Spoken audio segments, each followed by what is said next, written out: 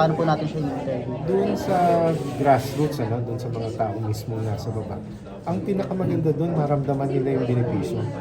Pag naramdaman ng mga kababayan natin na nasa pinaka-grassroots ang benepisyo, siguro sila na mismo ang magsasabi sa mga legislators o yung mga local government officials nila na maganda yung mga programa at kailangan ipagpatuloy. Para ipahatid na yung aming pondo ay nagagamit na ng tama, pinapahatid din namin yon kapag kami ay nagkakaravan. Pero syempre, napaka-complex ng konsepto kung papakita pa namin yung numero.